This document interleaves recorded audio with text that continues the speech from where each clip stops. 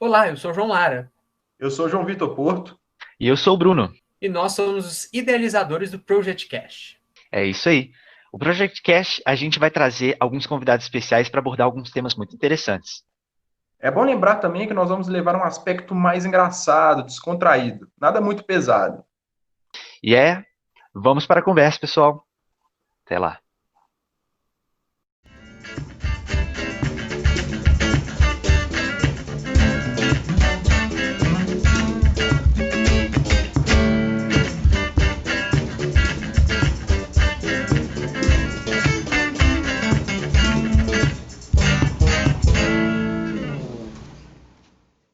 E aí, pessoal, bom dia, boa tarde ou então boa noite, dependendo do horário que você estiver assistindo.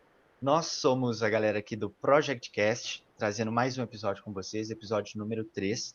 E hoje a gente está disposto a falar de estilo de vida, mindfulness, com a professora Selma Cabral. Pode se apresentar, Selma. Olá, pessoal. Eu sou educadora há alguns anos, né? Trabalhei como professora, como coordenadora, sou coach e trabalho atualmente com educação integrativa. E é um grande prazer estar aqui. Não, muito obrigado. Prazer é nosso também, é uma honra. Que bom que você tenha aceitado nosso convite. Já conheço há um tempo, já sei como é que você é muito cabeça, é muito estudiosa e cheia de coisa que vai com certeza enriquecer a gente. E bom, mais cedo a gente estava discutindo aqui agora mesmo, né, que você está com um plano então para mostrar para a gente um pouquinho do mindfulness, explicando um contexto aí por trás. Como é que é? Bom, antes da gente falar de mindfulness, a gente precisa falar de mente, de cérebro, porque tem algumas coisas que são básicas para a gente entender. Porque eu não gosto de trabalhar de uma forma que as pessoas não entendam o que é aquilo, né? Mas vocês podem me interromper aí, tá ok? Tranquilo. Bom, para a gente começar a falar, vocês já estudaram cérebro, né? E ele tem mais ou menos 3 estruturas, tá? Então, a primeira estrutura, que é considerada mais primitiva, ela é inclusive conhecida como cérebro reptiliano, né? É o tronco cerebral. Essa parte do cérebro, depois vocês podem pegar na internet para olhar direitinho, que é muito bacana. É uma ascendência. Essa parte do tronco, ela está ligada às emoções, às nossas ações instintivas, né? Se você encontra com um leão, ela vai ser a primeira parte a ser acionada, né? E você vai começar a correr ou vai ficar estático. Essa reação, quem comanda é essa parte, essa estrutura cerebral. Depois, o que a gente chama de cérebro emocional, que é o sistema límbico, né? Todos os nossos sentimentos passam por ali. Então, do tronco vai para essa parte, né? Então, você refina, você passa a ter uma consciência daquilo que está acontecendo. Todas as emoções são geradas e processadas no cérebro emocional. E depois tem a parte mais de fora do cérebro, que é o neocórtex, que a gente chama de cérebro racional, né? Onde eu analiso, onde eu observo. Por que é importante a gente entender isso? Porque essas 3 áreas, elas estão interligadas, né? E nós, hoje, a ciência comprova que nós temos como trabalhar nessas 3 áreas, né? E o mindfulness vai trabalhar isso, ok? Para falar de emoção, vocês sabem qual é a diferença entre emoção e sentimento? Não sei se eu arriscaria dizer, não. Deve ser uma diferença bem sutil. A emoção é algo que vem sem o nosso controle, né? Então, por exemplo, o exemplo que eu estava dando do leão é uma emoção. A gente não pensa sobre ela, não. Né? Então, por exemplo, quando você vê alguém que você gosta, o coração dispara, isso é uma emoção, tá? Então, essa parte da emoção, ela mexe com o nosso fisiológico, né? Então, as emoções, essa parte do cérebro reptiliano, ela está ligada muito, né, o cérebro conectado com o corpo físico. Então, dá reação, dá dor de barriga, dor de cabeça, coração palpita, eu começo a transpirar, isso tudo são emoções. Sentimento é quando eu trago para minha consciência aquela emoção. Então, a gente pode ter alguma emoção e nem nem a perceber que a gente teve aquilo. Você pode ver alguma coisa que mexe com você e, de repente, seu humor muda e tal, mas você não associa que isso foi por causa daquela emoção. Uma certa hora você pode dar até o clique, mas muitas vezes a gente nem percebe, ok? Então, o sentimento é algo que a gente sente e já começa a refletir sobre aquilo, ok? Então, a emoção, ela mexe no fisiológico, ela mexe no nosso corpo, em todos os nossos sistemas, e isso, quando a gente trabalha com mindfulness, a gente sente isso no corpo. Então, por exemplo, quando você começa com alguma prática, daqui a pouco a gente vai falar, a gente vê que a sua respiração ela fica mais lenta, né? Você fica mais tranquilo. Isso são reações corporais, ok? Eu até gostaria de fazer uma pergunta, que é sobre esse cérebro reptiliano. Pelo fato dele estar mais próximo da região do pescoço, eu acredito, será que é por isso que a reação é mais instantânea? Essa emoção instantânea? Isso tem a ver com a localização, mas tem a ver também com a estrutura dele, tá? Porque no cérebro, né, existem neurônios, a gente tem bilhões de neurônios, né? Em cada parte nós temos uma especificidade. Então, por exemplo, para eu levantar o braço, né, é uma conexão entre o neurônio. Não é assim, não, tá, gente? Vou dar só um exemplo. Neurônio 1, 54 e 1327. Né? Então, fez uma conexão e eu movi o braço. Para eu abrir o olho, é uma outra conexão. Então, cada estrutura dessa trabalha com conexões cerebrais. Nossa. Deu para entender, João? Deu para entender, sim. Deu para entender. Muito obrigado. Nada. Então, olha só, uma outra coisa importante também quando a gente pensa em mindfulness, tem gente que pensa assim, vou fazer mindfulness, vou ficar zen, nada vai mexer comigo, a vida não vai ter mais problema, nada Nirvana, né? É o Nirvana. Desafio, isso não é para gente, né? Agora, os desafios, os problemas, isso tudo vai continuar acontecendo. Né? Não tem jeito da gente não ter problema. Felicidade não é não ter problemas. Né? Felicidade, tranquilidade é a forma de eu encarar esses problemas. Então, eu posso passar... Sabedoria. Isso. Agora, isso é o quê? A gente controla, a gente tem controle total? Por exemplo, fiquei com raiva. Muitas vezes, se a gente não analisa, a gente parte para cima, não é? Ou xinga, ou bate, ou não reage, fica apático. Isso são coisas que acontecem. Né? O mindfulness ele vai trabalhar com a nossa reação, com a nossa ação frente a tudo que acontece na vida. Ok? Beleza. Então, isso é importantíssimo, a gente perceber que eu posso reagir automaticamente, e uma reação automática nos aproxima muito do reino animal, não é? Nós somos do reino animal, mas, por exemplo, piso no rabo do meu cachorro, ele vai me morder, né? Então, isso são reações que a gente tem, que a gente não está trabalhando com o neocórtex, que é essa parte mais racional. Né? Agora, nós podemos nos tornar pessoas que reagem de uma forma mais positiva a tudo que acontece com a gente. Né? Quando eu dava aula, eu brincava com os alunos do 8º ano, que chegava o momento de prova, dá branco, dá dor de barriga, né? Quando a gente está inseguro, dá um tanto de coisa. E eu falava com eles, respira. Aí tem uma técnica também, que depois a gente vai falar. Respire. E eles ficavam assim, tá bom, Selma, vou respirar aqui, isso vai dar conta. Mas é verdade. Vocês sabem por quê? Porque eu não sei. Eu acredito que, através dessa respiração calma, você estabiliza os batimentos cardíacos, que é o que acontece comigo.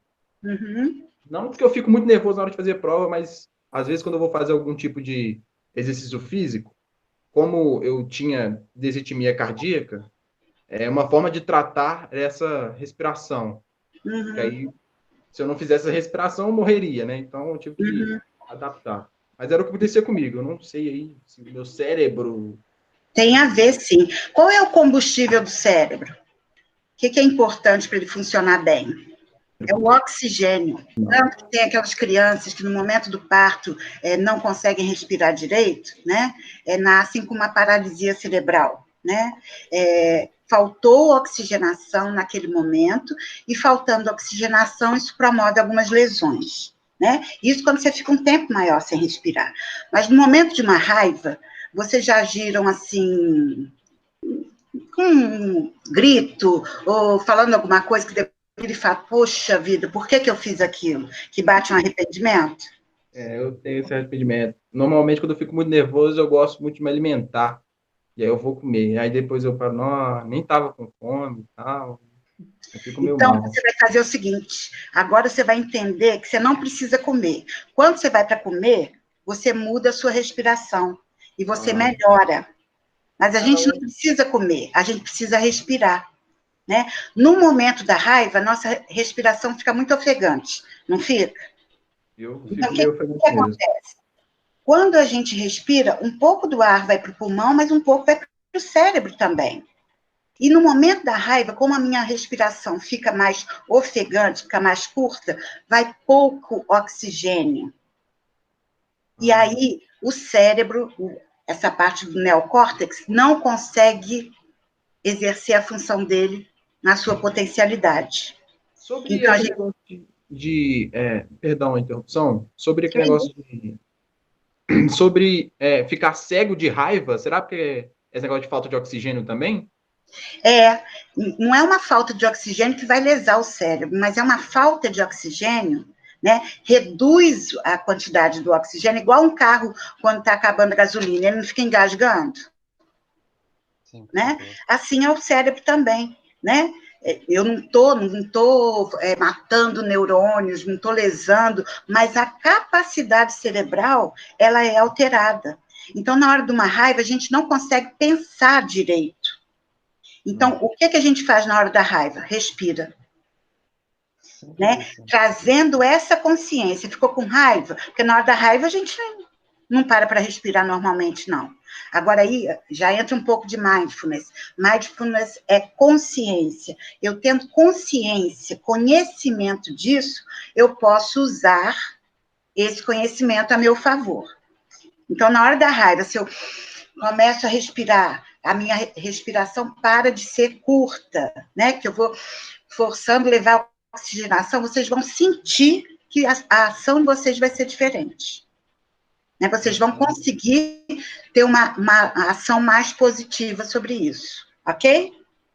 Então, beleza. Tá claro? Desafio lançado aí, ó. E aí, o que eu acho assim, fantástico, desde a minha vida, desde pequena, eu tive uma família meio louquinha, né? Que conversava com planta, que ficava curtindo o céu e tal. Meu avô era homeopata, então conversava muito de algumas coisas diferentes comigo. Eu sempre acreditei nisso tudo. Eu amo abraçar a árvore.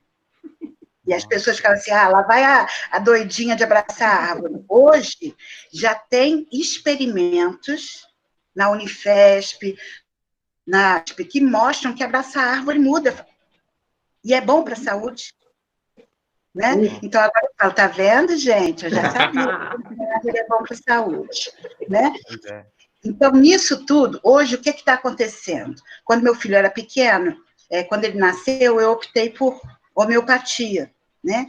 E tinha gente que ficava, nossa, não, homeopatia, né? Na época, ele não é tão velho assim, tem 30 anos, mas naquela época a homeopatia tinha um pouco de preconceito, né? E hoje em dia a ciência, ela está se debruçando sobre o que é positivo na vida humana, como deixar a vida mais positiva. Né?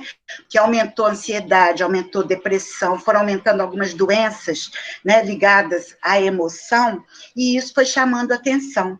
Então, nós estamos vivendo numa época com muito estudo bacana. A CNV, eu não sei se vocês conhecem, comunicação não violenta. Eu já cheguei a ver alguns assuntos sobre.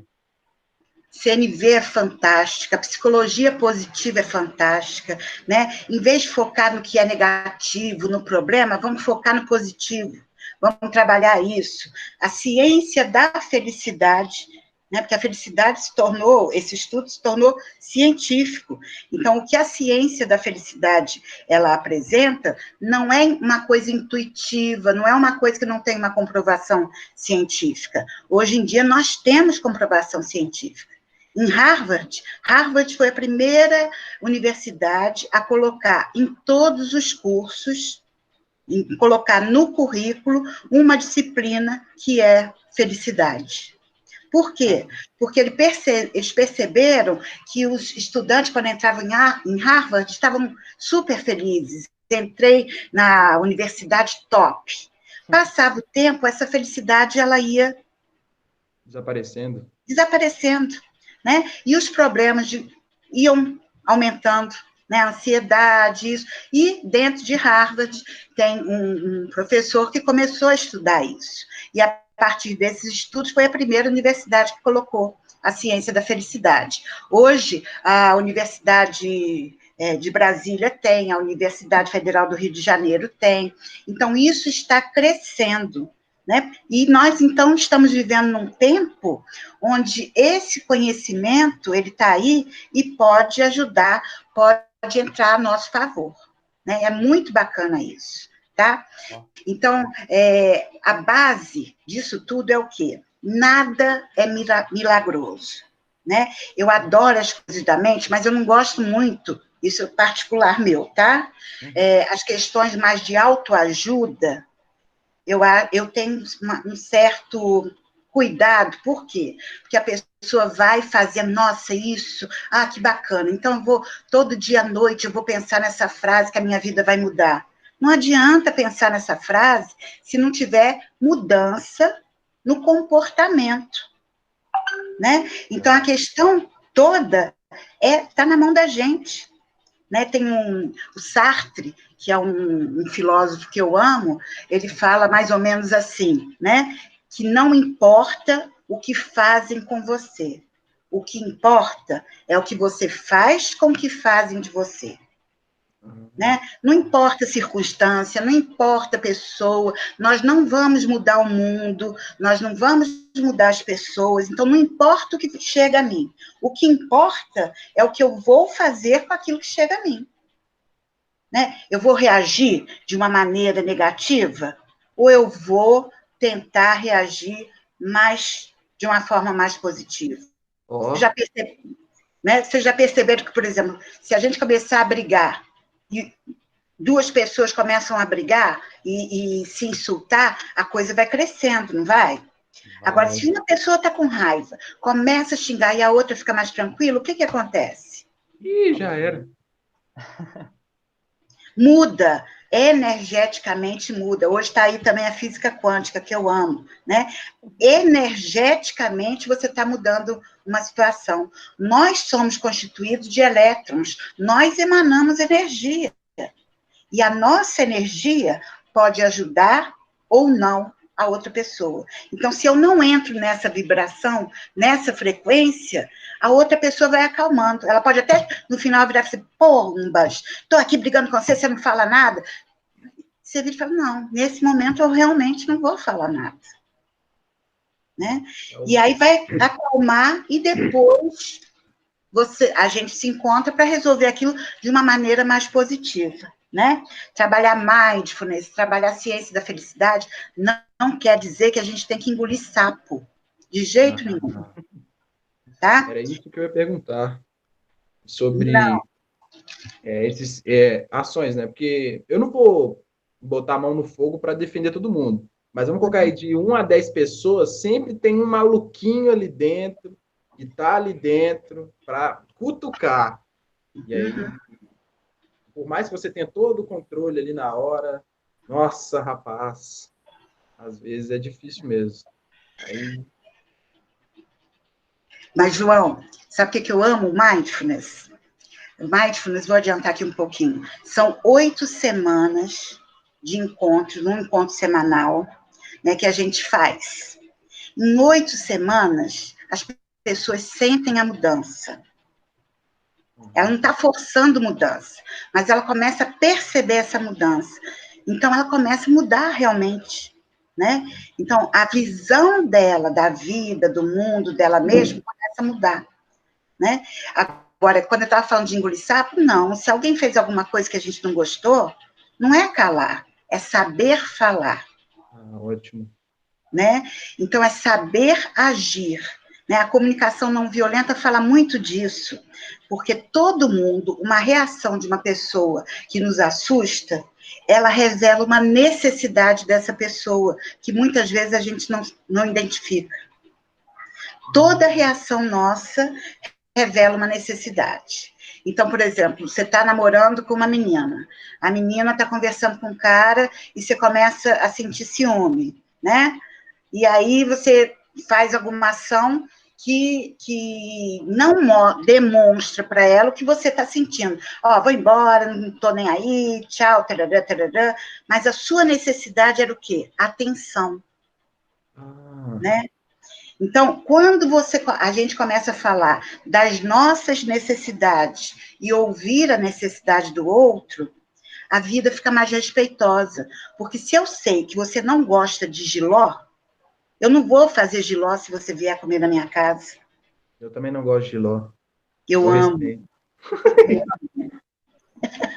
Né? Então, esse é o cuidado. Né? Essas ciências estão vindo para dizer sobre isso, né? Sobre o cuidado. Hoje é o dia da gentileza, vocês sabem disso? Sim, e hoje? Mundial da Gentileza. Hoje, 13 de novembro é o dia da gentileza, né? E gentileza é uma coisa que a ciência está estudando, gratidão é uma coisa que a ciência está estudando, né? E a gentileza, tem aquele profeta, né?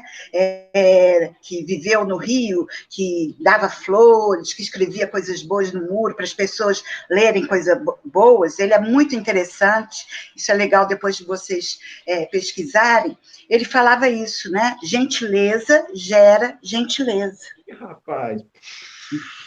Né? Gentileza, gentileza. Então, isso tudo é bacana. Então, tem formas da gente reagir de uma maneira diferente, né? De uma maneira mais positiva. Selma, Oi. Estava escutando, né, você falando aí, explicando um pouco sobre o mindfulness, perdão, em inglês meio não fluido, né? Porque o inglês aqui ele é um pouco arcaico. Mas você estava falando aí e eu estava reparando que tem similaridades com o que você estava falando do processo do mindfulness. Ela tem similaridades com, ou talvez até referências com outras áreas de atuação, também recentes e outras não. Eu reparei muito que, com o processo, né, a gente acaba que tem mais autoconhecimento. E esse autoconhecimento, ele está sendo muito também empregado pelo Augusto Cury na Escola da Inteligência. Eu queria perguntar se o Mindfulness acaba bebendo da mesma fonte, porque são estudos recentes, e se também, que você falou de uma parada de energia, né, de vibração, isso eu vejo muito no espiritismo também, né, que é uma religião relativamente recente comparada às outras, né, mas ela que fala muito dessa questão, né, de vibração positiva, negativa, como acalmar os ânimos, né, naquele caso que você falou. Existe essa bebida da mesma fonte da Escola da Inteligência com o Mindfulness? Eles partiram do mesmo pressuposto? E tem alguma coisa a ver também com o Espiritismo? Porque o Espiritismo já falava disso antes?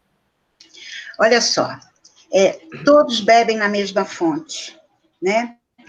Sócrates, vocês já, dentro da filosofia, já estudaram Sócrates, Aristóteles, Platão, né?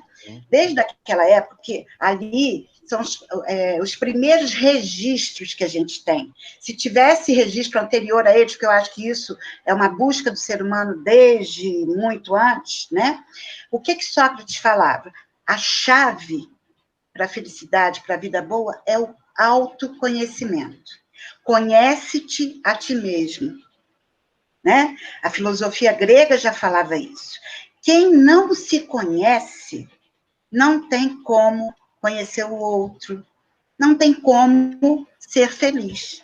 Então, o autoconhecimento, ele é a base para tudo, né? A psicologia positiva, o coaching, isso tudo trabalha, né? O mindfulness com práticas de autoconhecimento. Pra vocês terem uma ideia, Fala para mim aí uma lista de sentimentos que vocês conseguem pensar agora. Sentimentos? Tristeza. Vou colocar medo. Medo. Depois... Alegria. Compaixão é um sentimento? Agora, vocês viram como é difícil a gente nomear? Pois é, eu tô me sentindo burro aqui, porque, poxa, parece pergunta de quinta série, sabe? Uai, tô pensando em um ainda. Sabe qual é a pergunta mais difícil da gente responder? Oh. Quem é você? Nossa, é verdade. É muito difícil mesmo. Essa pergunta é dificílima, né? Por quê? Porque você pode falar baseado no que você é hoje, mas você não é o hoje. Você é um ser muito maior do que isso, né? Então, fica um convite aí, né? Escrevam quem é você, né? Agora, aí voltando, João Vitor, ao que você estava falando, então, esse autoconhecimento é a chave. Quem se autoconhece se entende com luz e com sombra, com coisas boas e coisas que não são tão boas assim. Todos nós somos assim. Todos nós, né? Então, se eu enxergo isso em mim, eu consigo ser mais empático. Eu consigo entender mais o... Eu trabalhei muito tempo como um trabalho voluntário em penitenciárias aqui, a penitenciária feminina, né, lá em Ribeirão das Neves, e eu adorava esse trabalho, porque se você conversar com o pior assassino, ele quer bem para a mãe. Se ele tem filho, ele quer bem para o filho. Ele quer ter uma vida boa. Ele tem características como nós, né? Ele trilhou um caminho diferente. Mas se eu não consigo enxergar isso, não quer dizer que eu vou enxergar e ser, tadinho. Não, não é isso. Mas a partir do momento que a gente entende similaridades, a gente se torna mais empático. E aí, João Vitor, quando você fala do espiritismo, né, a ciência está comprovando hoje que a espiritualidade ela é fundamental na vida humana. Uma pessoa que não tem uma espiritualidade, ela pode não ter uma religião, mas se ela não tem uma espiritualidade, ela é menos feliz. Ela vive de um modo que não vai levá-la a ser completamente feliz. Né? Então, quando você fala do espiritismo, o espiritismo realmente fala de muitas coisas, mas Jesus já falava isso. Se bater na sua face direita, vira a sua face esquerda. Ele falava do perdão, né? Ele falava da capacidade que nós temos de ajudar o outro. Ele acreditava que os discípulos também poderiam fazer os milagres, né? Para mim, olha, me perdoem os teólogos, que eu posso estar falando uma coisa aqui que não é tão correta teologicamente, mas eu acho que o maior milagre que Jesus fez, né? O maior não, os milagres que Jesus fez, ele só conseguiu fazer porque ele tinha amor por aquelas pessoas. E esse amor, quando a gente tem amor por uma pessoa, quando a gente quer realmente o bem daquela pessoa, a gente transforma as coisas, né? Então, não é só o espiritismo. Todas as religiões, eles têm... Você já deve ter estudado isso, a lei áurea das religiões? Lei áurea das religiões? Não, isso é novidade para mim. Para mim, né? também. Todas as religiões, elas partem de um pressuposto, que é o amor, né? Então, é amar o próximo como a ti mesmo. Todas as religiões falam isso, né? De você amar o próximo como a ti mesmo. A gente, às vezes, eu falo que a religião é uma leitura humana da divindade. E como humanos, a gente pode errar. A gente erra, pode não, a gente erra, né? Mas, quando eu falo de espiritualidade, a espiritualidade, ela é linda. Né? Quando você olha e enxerga a beleza de uma flor, e a gente pouco faz isso, né? Quando a gente enxerga a beleza... Oi? Esse negócio aí de observar. Quando eu era menor, eu não tinha tantos problemas de visão, quando eu tenho hoje. Uhum. E como eu não uso óculos, num período da minha vida aí que eu passei a usar óculos, eu percebi que o arredor é bonito. Quando a gente, igual no meu caso, foi um choque direto, porque eu realmente não tinha como enxergar o arredor. Mas realmente é muito bonito mesmo, igual você que eu falei da flor. Eu me senti feliz. Isso. E a gente tem muitos motivos para ser feliz, só que a gente não abre o olho, né?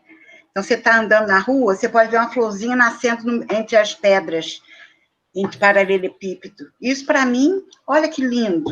Eu enxergo a beleza ali, né? Aí você passa, você já faz uma experiência, anda na rua e sorri para as pessoas. Mesmo. Não precisa pegar uma olhada, mas olha no olho das pessoas e faz um ar de sorriso. Né? Tem pessoas que olham e levam até susto, né? Tipo assim, ó, né? Mas a maioria sorri para você. Nossa, eu lembro então, quando eu era isso... menor, eu fazia coisa do tipo, porque eu ficava fascinado com a reação das pessoas, assim, eu dentro do carro olhava para a pessoa do carro do lado e eu acenava com um sorriso e a pessoa respondia, sabe? A própria pessoa, assim, gente que trabalha o dia inteiro sentado, por exemplo, num supermercado, quando chega a sua vez de ir lá pagar as coisas, você é um pouco mais educado, um sorriso, um bom dia, que seja, e a pessoa vai levantar a cabeça para você e retribuir. E isso é muito gratificante mesmo. E você pode transformar a vida daquela pessoa naquele momento. Com certeza. Né?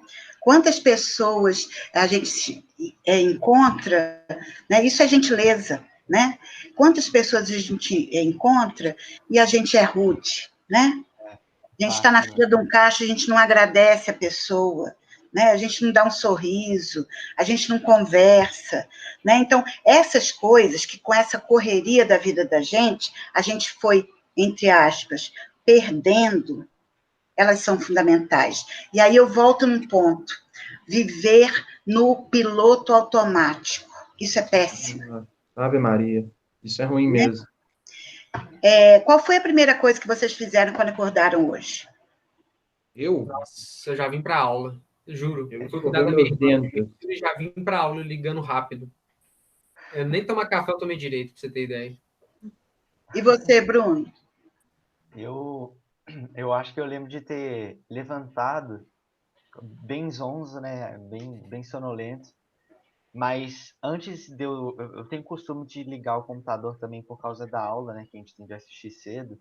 Mas hoje, em especial, eu lembro que eu fiquei com um pensamento na cabeça por causa de um sonho que eu tive. Então, assim, eu acordei mais leve. Eu reconheci que eu acordei mais leve porque as últimas semanas têm sido bem pesadas para a gente. Tem tido bastante prova, projetos. Mas eu acordei mais leve porque o sonho me trouxe uma sensação de não, estou bem, descansei bem. Então, eu levantei, né? Fiquei sentado na cama, respirei fundo. Aí eu levantei, fui ligar o computador e dar continuidade. Você lembra, João? Hoje eu escovei o dente, igual a todos os outros dias. Então, eu não tenho muito, não. Ainda mais que eu assisto aula pelo telefone, então é muito prático. Então, isso tudo, ó, lembrar do que fez. Agora, se eu pensasse qual foi o primeiro pensamento, já ia ficar mais difícil, não é? E se a gente chega no final do dia e tenta fazer uma retrospectiva, às vezes a gente não lembra nem da roupa que a gente estava usando. É verdade. Né? Por quê? A correria é tanta, são tantas coisas na cabeça que tira o nosso foco. Foco é uma coisa que a gente vai falar muito com mindfulness. Então, esse piloto automático, ele faz a gente ficar desatento. Né? E uma pessoa desatenta, como é que eu sei que eu estou desatento? Não é só quando eu não lembro, não. É quando eu fico assim, nossa, encontrei com o João hoje, ele nem olhou para mim, o que será que aconteceu?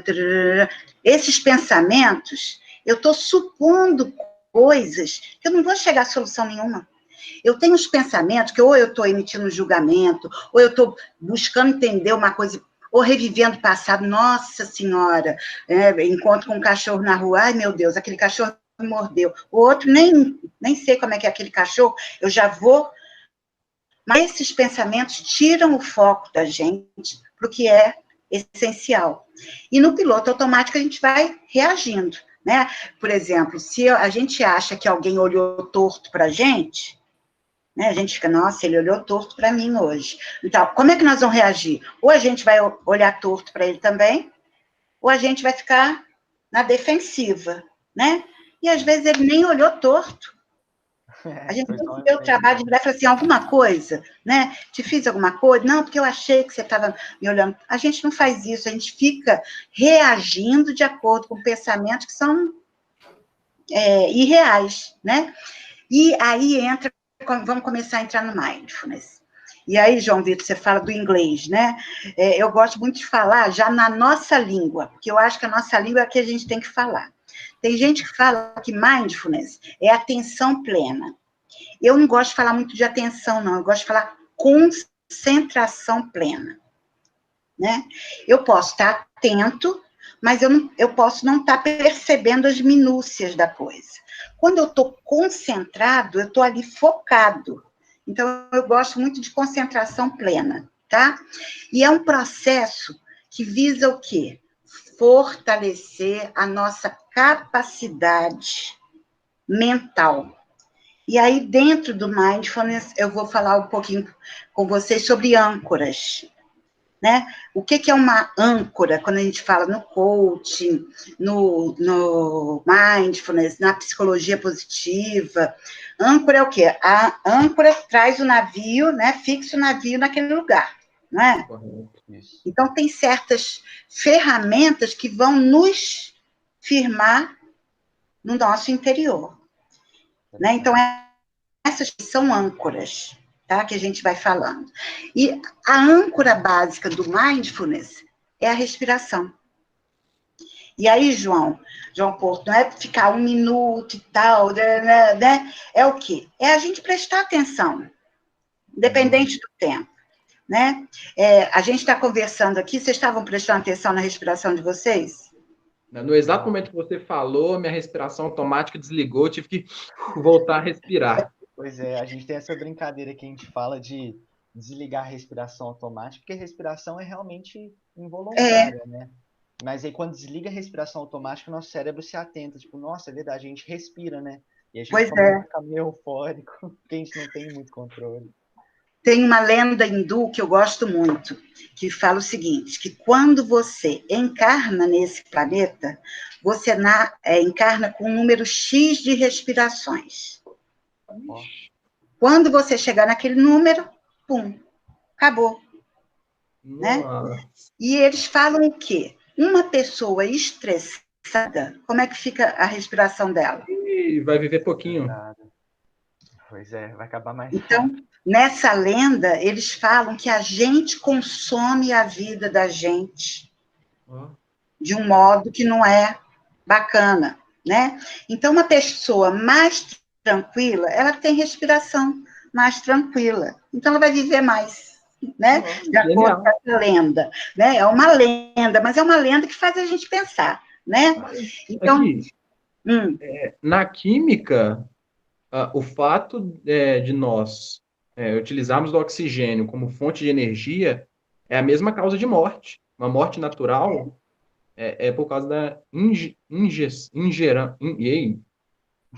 respiração do oxigênio. É por causa da respiração do oxigênio. A palavra é muito difícil. Oxidação do corpo, né? As nossas células, elas vão captando menos oxigênio, né? Tem toda uma questão aí, né? Então, isso tudo é para a gente falar o quê? A respiração é uma coisa importantíssima. E a respiração é a grande âncora, né? Quando a gente estava conversando sobre o momento da raiva, por quê? Em qualquer lugar, em qualquer situação, você pode prestar atenção na sua respiração, né? Uma pessoa está com raiva de você, você está com raiva de uma pessoa, está ali naquele momento. Em vez de você reagir instintivamente, comece a prestar atenção, né? Quando eu dava aula para os pequenininhos, eu brincava com eles assim, cheirou a flor, soprou a vela. né? A gente fazia essa respiração há muitos anos atrás. Hoje eu vejo que isso é uma técnica de mindfulness, né? Quando eu penso nessa frase, cheirou a flor, eu inspiro, eu dou uma paradinha, então eu prendo o ar um pouquinho, soprou a vela, eu solto, né? E isso funcionava, porque 7 anos é aquela época, né, da briguinha, disso, daquilo, os meninos faziam isso e não brigavam, né? Oi, João.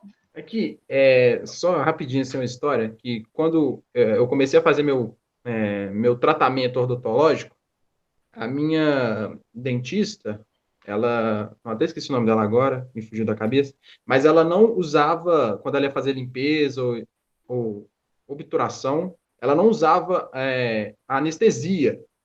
E uma das metodologias dela era o pé de pato, pé de bailarina. Que aí, como nós estamos deitados, o pé de pato você puxa a ponta do pé, e o pé de bailarina você estica a ponta do pé. Uhum. Olha, eu vou ser bem sincero, comigo não funcionou muito o pé de pato, pé de bailarina, não. Eu senti bastante dor, mas eu vou tentar aí o da flor, tirar a flor e assoprar a vela. Mas com ela enfiando Agora. esse negócio na sua boca, eu não sei se vai dar muito certo, né? Ficar com a respiração. Agora, tem alguns locais, por exemplo, que tem parto humanizado, que não tem anestesia, né? Tem algumas coisas que não usa anestesia, é lógico que tem acupuntura, outras coisas, mas a respiração, ela favorece muito isso, né? Tanto que na hora do parto, né, as mulheres têm a respiração cachorrinho, né? Então, no parto normal, todos os médicos falam isso. Né? Quando eu estou fazendo essa respiração mais rápida, né? Eu estou levando mais oxigênio, a dor, ela diminui. Né? Então, a respiração cachorrinho no momento do parto é mais ou menos isso. Isso eu não sou muito entendida, não. Né? Mas vamos lá. Então, mindfulness, ele vai visar uma vida plena. E uma vida plena, a gente fala que é uma vida feliz. Hoje em dia, nós temos a ciência da felicidade, né? Eu trabalho muito com a educação positiva, que vem da psicologia positiva, a ciência da felicidade, e o mindfulness é um grande recurso da educação positiva, tá? Então, as emoções, elas entram, elas estão na nossa célula. Então, se a gente trata melhor as nossas emoções, as nossas reações, a gente está fazendo um bem para o corpo também. E aí eu coloquei até aqui uma fala de Carlos Drummond de Andrade, que eu amo, que ele fala assim, que a felicidade não dependa do tempo, nem da paisagem, nem da sorte, nem do dinheiro. Que ela possa vir com toda simplicidade, de dentro para fora, de cada um para todos. Né? Carlos Drummond de Andrade. Né? E é isso. Né? A felicidade, a nossa calma, o nosso bem-estar não depende de ninguém. Né? Todas essas pesquisas que estão mexendo com essa parte agora trazem para a gente uma grande responsabilidade, porque somos nós os responsáveis pela nossa vida. Por mais que vivemos em sociedade, né? É incrível. O seu olhar sobre o mundo, o seu olhar sobre as pessoas, ele é seu. Nossa, tem um exemplo muito clássico que eu já acostumei, que é um pódio, né? Houve algum tipo de competição, e aí uma pessoa ficou em primeiro, outra em segundo, e em terceiro. A pessoa que ficou em primeiro, vibrando e comemorando. A pessoa que ficou em segundo, ficou lamentando o fato dela não ter sido a primeira. Mas a pessoa que estava em terceiro estava imensamente mais feliz do que a que estava em segundo lugar, porque ela reconheceu que ela chegou até aí, que é uma grande posição estar pisando no pódio, e ela se sentiu satisfeita dessa forma, sabe? Independente de ter ficado atrás na corrida, sei lá. E aí eu falo muito uma coisa, isso muito até dentro da escola, a gente se compara muito, e comparar com o outro não é bacana, né? Eu tenho que fazer o melhor que eu consigo fazer. Isso... Oi, João Vitor. Não, é porque isso que o Bruno falou e você estava emendando, achei interessante, porque eu ia até fazer uma pergunta depois sobre. Mas será que essa questão de comparar com o outro, de esperar sempre um resultado e sempre estar atrás do resultado, não tem um pouco a ver com o sistema que a gente está, não? Com a construção do sistema todo, assim? Completamente. Assim, não criticando, né? Até porque o sistema é a ideologia ideal, né? Assim, ideal dentro das circunstâncias, ela que melhor se adequa à nossa sociedade. Mas eu vejo que, ao longo do tempo, com o crescimento da ideologia e afins, esqueceu-se essa noção de sentimentos um pouco. Porque o ser humano, ele passa de um indivíduo que tem sentimentos, que também tem a questão da emoção, só para a razão, para a produção. Você é cobrado muito mais pela sua produtividade, pelo seu resultado final, do que propriamente pelo processo até onde você chegou, sabe? Porque, às vezes, um terceiro lugar, obviamente, não é a melhor colocação, né? Como fazendo analogia ao exemplo do Bruno. Não é a melhor colocação, mas por ter chegado ao terceiro lugar, isso tem seus méritos e também tem de ser celebrado, porque você teve uma batalha para chegar nesse terceiro lugar. E essa questão de comparação, talvez, é muito em relação a isso, sabe? Desde pequenos, você que, pelo que eu entendi, você é professora de menino pequenininho, desde pequenininho os meninos já estão se comparando, seja com um brinquedo que um tem e o outro não tem, seja com uma habilidade que um tem no futebol e o outro não, ou o outro é a última a ser escolhida, eles ficam reforçando esse pretexto, né? De, eu sou melhor que você, eu sou criancinha, eu sou melhor. Aí, tipo assim, isso vem de um sistema mesmo, sabe? A gente é educado desde pequeno a ser assim. E emendando isso, eu queria perguntar se tem a ver um pouco com o sistema que a gente vive. Será que, então, implementar essa ciência da felicidade, das emoções, desde o ensino básico, não seja uma possível solução para a melhora dessa sociedade que, ao meu ver, né, na minha opinião, está doente, psicologicamente, enfim? Eu falei desde o início para vocês que eu amo o que eu faço, né? E eu trabalho com educação positiva, nas escolas, com as famílias, e para mim ela é o caminho. Dalai Lama, ele fala uma coisa que eu acho lindo: você quer uma sociedade não violenta? Eduque as pessoas para o bem-estar, né? Quando a gente fala de comparação, tem o negativo, tem o positivo, né? A comparação, onde eu me comparo a você e me põe para baixo, ou eu fico, nossa, o João Vitor é bom nisso, eu nunca vou ser bom assim, né? Ou então, ai, que raiva do João Vitor ser bom nisso. Isso é que não é legal. Agora, você percebe que isso já vem de uma leitura que eu faço, né? Agora, por exemplo, o pódio, em terceiro lugar.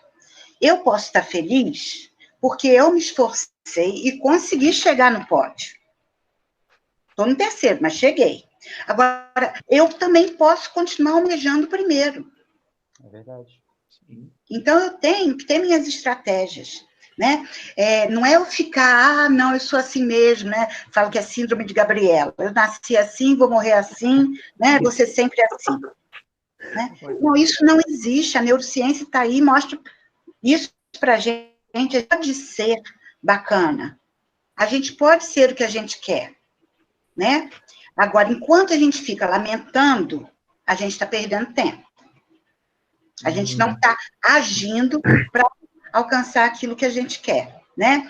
E aí, João Vitor, realmente a cultura, o sistema, isso tudo influencia, né? Agora, quanto mais pessoas existirem com uma visão diferenciada, né, a mudança não vai ser de um dia para o outro, né? A mudança é processo. Mas o que eu acredito, eu falei que eu vou morrer lá velhinha, mas eu tenho certeza que eu vou ver um mundo melhor. Né? Por quê? Porque cada pessoa que você vai conversando, isso que a gente está conversando aqui, a pessoa vai despertar uma coisa.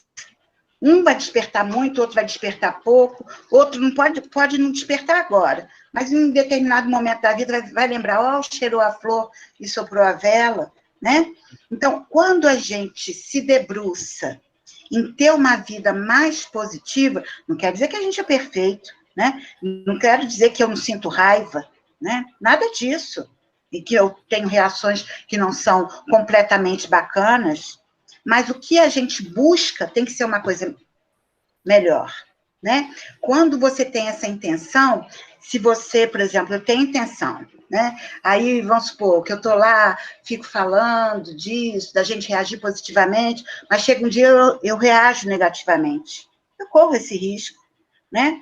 Agora, só da minha busca ser uma pessoa melhor, eu vou para, poxa vida, nossa, cara, não foi legal isso que eu fiz para você, eu não estava bacana, então eu vou buscar uma retomada daquilo, de uma maneira mais positiva. E eu acho que isso é que é legal, né? Então, essa felicidade, a gente estava falando de Sócrates e tal, Aristóteles, a felicidade é uma coisa que se fala há muito tempo, só que falava como uma reflexão. A partir do momento que a ciência começou a trazer isso para o campo científico, com pesquisas, com comprovações, a gente começa a se aproximar mais do que a gente pode fazer para ser feliz, né? Então, acho que essa busca é muito bacana. Tem uma pessoa, ela chama Sonja, esqueci o sobrenome dela agora. Não lembro. Ela é uma professora de uma universidade dos Estados Unidos, e a Sonja, nas pesquisas dela, ela chegou à conclusão do seguinte: a felicidade, nós temos 3 componentes para uma pessoa ser feliz. 50% está ligado à genética. Então, a gente traz na nossa genética uma predisposição ou não para ser feliz. Tem pessoas que são mais, nossa, né? Mais autoastral, que a gente diz. Vai ver que a genética dela tem mais isso. Mas isso é 50%. 10% está ligado às circunstâncias, aquilo que acontece com você, né? Então, se acontece uma coisa boa, você vai ficar mais feliz. Se acontece uma coisa que não é tão boa, você pode não ficar feliz. Agora, o mais bacana dela, 40% são as nossas atitudes. Nossa, então, o empurrão que seria a situação é o mínimo, né? Incrível. Mínimo. Então, nessa pesquisa, ela fez essa pesquisa com várias milhões de pessoas. Então, isso, o que é legal para mim? Primeiro, hoje, ela fala que 50% é genética, mas hoje a neurociência, a neurobiologia já está mostrando que a gente pode mudar a nossa genética, o nosso DNA. Então, esse 50% já não é tão 50% tá assim. Mais para lá do que para cá. Né? Porque com a mudança de hábito, você consegue mudar a sua genética. Que a genética é uma predisposição que você traz. Agora, você vai alimentar ou não aquilo. Então, por exemplo, uma pessoa que tem... A minha família é toda diabética e cardíaca. Ave Maria. Né? Agora, a tendência é eu ter diabetes, né? Quando eu vou num médico alopata, ele fala assim, nossa senhora, vamos fazer exame, porque não tem como você não estar diabética. Eu não sou diabética. Minha irmã já é diabética. Agora, por que eu vejo? O que talvez tenha contribuído para até hoje eu não ter desenvolvido o diabetes? Eu não como açúcar. Né? Na minha vida, a alimentação é uma coisa importante. Então, talvez eu nasci com essa predisposição, mas o meu hábito está interferindo nessa predisposição que eu tenho. A decisão.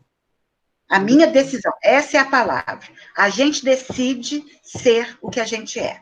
Não, isso é né? sensacional. Então, eu acho essa pesquisa dela bacana. Se vocês quiserem, depois eu mando o sobrenome. Eu tenho muito livro. Eu acho que eu peguei o sobrenome. É Sonja Lyubomirsky. Isso. E ela faz uma pesquisa muito bacana. Mas você vê, dessa pesquisa já está mudando, né? Já estão conversando aí sobre essa questão do DNA, né? Sobre os 10%. E o mindfulness, ele vai agir aonde? Nesses 40%. Que é o que a gente realmente pode Mudar, né? A gente pode mudar, né? A decisão é nossa, né? Eu posso, se alguma coisa acontece, por exemplo, se eu tô lá, tenho que ir para algum lugar, tô no carro, tá um trânsito infernal e eu tô parada, tô atrasada. Eu posso mudar essa situação? Olha, né? fazer o trânsito Se fosse andar... perto, eu podia descer e ir a pé. Mas... Né? Mas se for mais distante, né, aí entra, vocês já estudaram o estoicismo? Já, e eu estava quase comentando disso, porque você falando de mindfulness, a plenitude me lembrou da imperturbabilidade, né? A ataraxia, que tanto traz o estoicismo lá de antigamente. Aqui em casa, a gente tem um código, né? Eu nem sei, eu já pesquisei, mas não consegui chegar a lugar nenhum, qual o símbolo do paz e amor. Né? Que é o 2. Mas aqui em casa, para a gente, esse símbolo é o seguinte: os estoicos falavam que só tem 2 situações na vida. A que você pode mudar e as que você não pode. Aquelas que você não pode, deixa de lado. Não consome energia que elas dão. E concentra a sua energia naquilo que você pode mudar. Não. Né? Então, quando a gente fica, porque a gente fica, nós somos humanos, tem dia que eu estou mais, não é possível e tal. Aí meus filhos fazem assim para mim. Né? Quando eu olho esse paz e amor, eu já lembro, só tem 2 coisas, isso você não pode mudar. Aí eu respiro, falo, realmente, né? Minha filha estava no trânsito xingando, mãe, nossa, não sei o quê, né? Eu faço assim para ela, paz e amor. Né? Só tem 2 coisas, você vai mudar isso? Não vai. Você está berrando, está gritando, está com raiva do cara que já está lá na frente. Te deu uma fechada, mas já está lá na frente. Ele não está te ouvindo, não está te vendo. E você que está aqui, sofrendo. Né? Não sofre, não. Né? Então, estou eu lá. Só tem 2 coisas. O que eu posso fazer? Eu posso pegar e falar assim, olha, vou pegar o celular, vou avisar que eu estou aqui no trânsito, infelizmente, né? Aviso, olha, não tem como, estou aqui parada, vou fazer o melhor possível. Né? A gente ainda não tem um helicóptero para pegar a gente e levar, né? Mas nesse momento não tem jeito. Não adianta eu ficar nervosa. Se eu ficar nervosa, eu vou chegar lá, estou exaltada, não vou estar fora completamente de foco e vou buscar ou uma solução, se não tiver uma solução, eu vou aproveitar aquele tempo para alguma coisa interessante. Ou então, eu fico reclamando. Então, a atitude que eu vou ter é que vai definir o que aquela situação vai representar na minha vida, né? E aí, gente, é muito importante, dentro da psicologia positiva, depois vocês pesquisem o PERMA, né? Ele fala que para a gente ter bem-estar, ser mais feliz, a gente precisa ter emoções positivas, ter uma vida engajada, né? Uma vida com significado, mas ele fala de relação. E relações é uma coisa importantíssima, porque se vocês aí, na turma de vocês, do colégio, formam um grupo que um apoia o outro, diferenças vão existir, tem pessoas que a gente se dá melhor do que o outro, mas a partir do momento que a gente está junto por um período, vamos trabalhar o bem comum aqui na sala? Então, se eu percebo que alguém não está bem, que eu vá para perto dessa pessoa buscando ajudá-la a ficar melhor.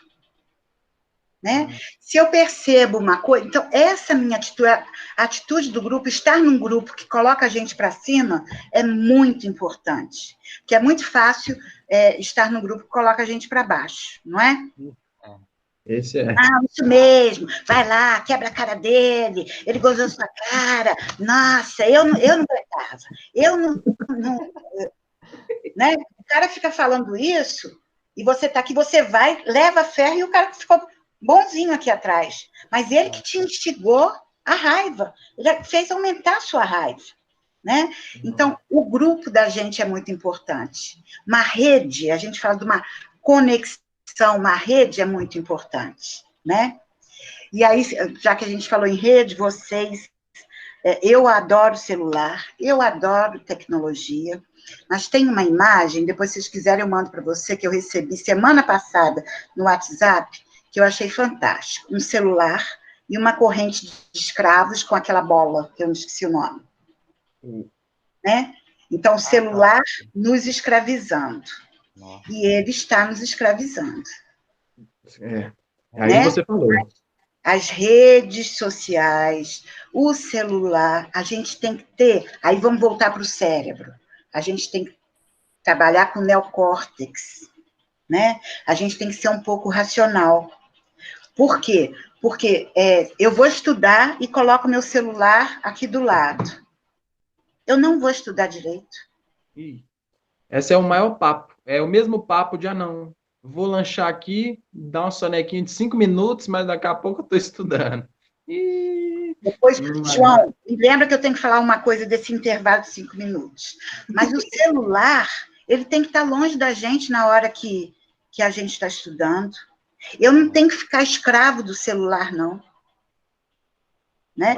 Olha, antes da gente começar... Tirar o meu eu vou tirar o meu da reta, porque eu não sou escravo dos meus telefones, e eu provei isso porque eu passei 4 anos sem nenhum telefone, e eu estou curado, não sou escravo do meu telefone. Quem manda aqui sou eu, hein? Isso. E você sabe que atualmente já tem uma doença, né, que entrou, tem até um CID, que é a dependência. É verdade, eu até esqueci o nome, mas né? Realmente um negócio. E isso veio para nos facilitar a nossa vida. Então, a gente tem que usar isso como um facilitador e não com a dependência que a gente tem. Fake news, isso é seríssimo, gente. Né? Quanta coisa que a gente lê, sai reproduzindo e nem se deu ao trabalho de ver se aquilo é verdade ou não. Né? Utilização de WhatsApp. Você tem que saber utilizar, porque o WhatsApp pode ser um veículo disseminador de raiva, de ódio, né? De briga, né? Então, isso tudo a gente tem que pensar muito. Agora, João, vou te dar uma dica que você vai poder tirar sua sonequinha de 5 minutos sem culpa. Ai. Depois vocês entrem, eu trabalho muito com técnicas de estudo também, né? Que eu gosto de trabalhar muito com estudantes, e principalmente quem está indo para o Enem. Né? Existe uma técnica que chama técnica Pomodoro. Vocês já escutaram falar? Não, nunca na vida. Não conheço. Depois vocês procurem, no YouTube tem vários videozinhos. Um italiano, ele descobriu o seguinte: primeiro, o nosso cérebro, ele não dá conta, ele tem, né, vocês já viram aquele gráfico, curvas, né? Você começou a estudar uma coisa, ele vai crescendo, chega no ápice. Depois ele decai. Isso é uma frequência do nosso cérebro. Então, não adianta eu ficar debruçada, porque às vezes a gente fica horas e horas e horas estudando uma coisa. Estudar na véspera de prova é péssimo. Né? Por quê? Porque eu não vou conseguir assimilar. O meu cérebro, ele tem um ritmo. Nessa técnica Pomodoro, o que a gente faz? No geral, tá? Porque pode ter pessoas que o tempo é maior ou menor. Então, aí, quando eu estou atendendo, a gente vai verificando esse tempo. Mas o que se fala é o seguinte: você estuda 25 minutos, focado, não põe celular, não põe nada para tirar sua atenção. Tá? E vai para um conteúdo. Por exemplo, você está estudando história, Revolução Francesa. Fica aqueles 25 minutos com Revolução Francesa. Deu os 25 minutos,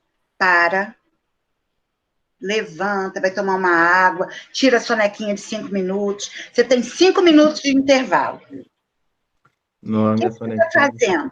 A memória, ela tem a ver com esse ciclo, porque veio a informação, chegou no ápice. O cérebro agora precisa de um tempo para aquilo decantar, para aquilo se tornar memória, para aquilo enraizar. Se eu não dou esse tempo, acabou. Deu esses 5 minutos, acabou os 5 minutos, volta, mais 25. Não acabei a Revolução Francesa, bora para a Revolução Francesa. Mas nesses 25, você não pode ficar Revolução Francesa e Revolução Americana. Não, é um conteúdo, um tema, tá? Você faz isso 4 vezes, 25 para 5, 25 para 5, 25 para 5. No quarto tempo de 25, você vai parar 40 minutos. Dá para tirar sonequinhas de 5 minutos à vontade. Você retoma. Isso, você está trabalhando a seu favor. Você está trabalhando no ritmo e na possibilidade de compreensão do seu cérebro. Você vai dar a informação, vai dar o tempo para assimilar, né? Então, isso é fundamental. Então, a sonequinha de 5 minutos, você tire sem culpa, porque ela faz parte, viu? Bom, então, vamos lá, senão a gente fica aqui até amanhã, né? Hã? Eu estava só comentando que o corpo inteiro precisa desse momento de descanso, não só o próprio cérebro, como também a parte do exercício físico, né? O músculo também trabalha, mas você precisa descansar. Mas também. Dar prosseguimento. E isso é muito legal. E às vezes na escola a gente fica 50 minutos, né? Então, quando eu dava aula, o que eu gostava? Que eu dei aula para os pequenininhos, comecei, né? E dei aula até o ensino médio. Depois eu fui para a coordenação. Mas quando eu dava aula, quando dava 25 minutos, eu mudava de assunto, contava uma piada, né? Brincava com eles, vamos fazer uma ginástica aqui, levantava, fazia algumas coisas. Eu fazia isso na aula. Nossa, interessante. Né? E a assimilação da gente é muito maior. Agora, gente, estudar de véspera, nunca. Depois, se vocês quiserem, a gente conversa sobre técnicas de estudo, ligada à neurociência, tá? Bom, então vamos lá. Como é que o Mindfulness começou? John Kabat-Zinn é um médico da Universidade de Massachusetts, ele é professor de lá, e ele trabalhava com pacientes com ansiedade e depressão. E ele praticava meditação. Então, em determinado momento da vida dele, ele começou assim, peraí, a meditação me faz bem, né? Então, quem sabe a meditação não ajuda alguém, né? Ela pode ajudar. Então, ele começou a associar, ele trouxe o conhecimento da prática budista, né? Associou a algumas ferramentas e ele cria o Mindfulness. Em 1970, olha, já tem tempão, né? Na década de 70, exatamente em 1979, ele lança o primeiro programa na Universidade de Massachusetts de Mindfulness com as pessoas que sofriam de ansiedade e depressão. E aí começa a pesquisa. E o que ele começou a ver? Uma melhora fantástica das pessoas. Né? E a Universidade de Massachusetts, até hoje, é uma referência em Mindfulness. E o que como que ele trouxe essa prática? São 8 semanas. Só 8. 2 meses. 2 meses. Um encontro semanal. Em cada encontro, o encontro de mais ou menos 2 horas. Em cada encontro, a gente vai trabalhando algumas ferramentas, algumas técnicas e teoria também, porque a teoria é importante, né? E acabou aquele encontro, na semana seguinte, os integrantes têm um para casa. Ele vai aplicar aquilo na vida. Por quê? Porque não adianta eu fazer hoje, fazer daqui a uma semana, é processo. Eu tenho que construir hábito. E nessas 8 semanas, a gente começa a construir um hábito diferente. Então, eu tenho que trazer para o meu dia a dia. Então, ele traz o ensinamento budista, numa prática que não tem nada, nenhuma ligação com nenhuma religião, tá? E associa todo esse ensinamento budista ao conhecimento científico. Então, ele traz para a ciência o budismo e adapta ao mundo atual, né? Então, mindfulness é o quê? É um estado da mente, tá? E o mindfulness, qualquer um pode fazer, né? Quando eu falo qualquer um, é a grande maioria. Só se a pessoa está num processo muito violento, né, não está bacana, ela primeiro trata para depois vir para o mindfulness, né? E consiste em quê? Em exercícios, em práticas, tá? Mas a pessoa tem que querer vivenciar aquilo. Agora você Não falou. adianta a pessoa ficar lá só ouvindo e não colocar em prática, tá? A prática ela é fundamental. Eu tenho que trazer isso de forma intencional. Eu tenho que ter intenção, tá? E trabalhar aceitando aquelas experiências que vão ocorrer no meu dia a dia. Aí você fala assim, nossa, Selma, mas aceitando, né? Não é uma postura ativa daqueles, nossa, mas é assim mesmo, né? Eu sou assim, tudo dá errado comigo. Não é essa aceitação. É uma aceitação ativa. Ativa como? Olha, isso aconteceu. Eu não vou julgar, tá? Eu não vou agir no piloto automático. Eu vou parar e vou trabalhar aquela situação, tá? E aí vocês vão entendendo daqui a pouquinho, né? E o que a gente acredita? Nós, né? Aí tem uma historinha que a gente escuta, ela se torna até chata, né? Mas se o presente, o passado já passou, o futuro ainda não veio. Então, hoje é o presente que você ganhou. Mas isso é verdade, né? O único tempo que eu consigo intervir é agora, é o presente.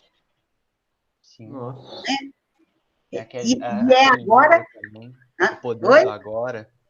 Eu não lembro nem de quem que é esse É livro. do Chart Cole, uma coisa assim, não é? Acho que era algo por aí, sim. Eu realmente não lembro, mas é muito interessante. Já consegui ler uns trechos. É muito bacana. Se vocês quiserem, eu tenho e-book, eu mando para vocês. Mas o agora é que é o momento que eu tenho controle. Eu não controlo nem o passado, nem o futuro. Se eu vivo o passado, né, isso pode me deprimir. Nossa, isso aconteceu comigo, eu sou um pobre coitado da história, né? Eu tive isso, eu perdi aquilo, né? Não adianta eu ficar lamentando. Eu tenho que ressignificar essa minha história. Essa minha história, né, quantas pessoas passam por coisas difíceis e se tornam grandes pessoas, não é? Com certeza. Processo de evolução. Com certeza. Então, ressignificar essa história, não tem que ficar preso. Olha, sempre eu fui ruim em matemática, então eu vou continuar sendo ruim em matemática. Não existe esse determinismo. Você pode não ser excelente em matemática, mas não quer dizer que você tem que ser ruim a vida inteira. Você pode ser melhor. Inclusive, o método avaliativo do Enem costuma eliminar alguém que é excelente em matemática e ruim em português. A média de aprovação é você conseguir distribuir seu conhecimento, não vou colocar de maneira igualitária, porque senão vai ficar na média, mas em tudo. Você vai bem em matemática, você não pode ir tão bem em português quanto foi em matemática, mas você manter o português esforçado garante a sua aprovação. Pode parecer que não, mas garante sim. Que o sistema de correção, ele olha muito uma coerência, né? Isso. Então, ele consegue até ver, poxa, como é que esse cara acertou essa questão difícil e não acertou essa aqui, que é tão fácil, né? Então, ele tem uma estrutura bem complexa, mas isso é legal, né, de você trazer. Então, isso tudo é um modo, né? O passado já passou, eu não posso me apegar a ele, o futuro ainda não veio, eu não posso ter medo nem insegurança, ele não aconteceu, né? E se eu fico apegada ou ao passado ou ao futuro, meu hoje é sofrimento. E eu posso sair desse sofrimento, né? Como? Quando eu começar a observar a minha mente, tá? Quando eu começo a observar meu corpo, a minha mente, o que acontece? Quer ver só uma coisa? Deixa eu fazer uma rapidinho aqui com vocês. Primeiro, uma coisa que eu acho interessante, não pensa num elefante rosa de bolinha verde. Não dá. Não. Né? Isso é interessantíssimo, né? Por quê? Porque a mente não entende o não. Então, não é uma palavra que a gente tem que policiar, né? E por falar em elefante, não sei se essa história é verídica, mas vocês já viram que o elefante no circo, ele é grandão, mas ele fica preso com uma corrente? Não No pé? Tem um elo numa perna dele, com uma corrente que prende numa estaca. Vocês já viram isso? Eu já vi. Eu nunca vi. Em filmes eu já vi. Não, olha aqui, mas em filmes já. Tem essa imagem. Eu também nunca reparei se isso é verdade ou não, mas eu adoro história, a história é boa. Mas diz que é verdade. Quando o elefante... E um elefante é imenso, super forte. Se ele resolver tirar aquela... Ele vai fazer conseguir. uma pernada, ele sai, né? E o que dizem? Que quando ele é pequeno, prendem ele numa corrente muito forte. Como ele ainda não tem muita força, ele tenta sair e vê que não consegue. Então, a mente dele associa que aquela corrente, ele está preso e não consegue sair do lugar.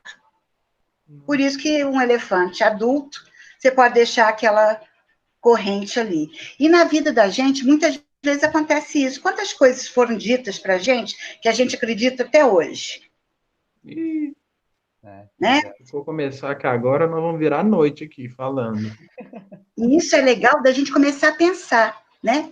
Agora, quando a gente está focado, se você está focado numa coisa, fazendo uma coisa motivado, a quantidade daqueles pensamentos que eu falei, né? Nossa, ontem, aquelas novelinhas que a gente cria, diminui. Eu fico só com pensamentos mais focados. E aí eu consigo regular os meus sentimentos, tá?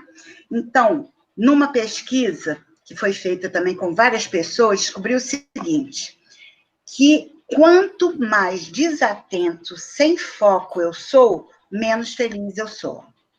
As pessoas que demonstraram ser mais felizes são mais focadas. Essas pesquisas todas começaram com um monge tibetano, que teve uma pesquisa com ele foi considerado o homem mais feliz do mundo. Eu não sei se vocês já viram isso, mas se vocês colocarem lá no Google, vocês vão chegar a esse monge. E aí foram vendo, a partir dessa pesquisa, várias outras surgiram, e viu o quê? Se eu tenho foco, se eu tenho atenção plena, consciência plena, eu sou mais feliz.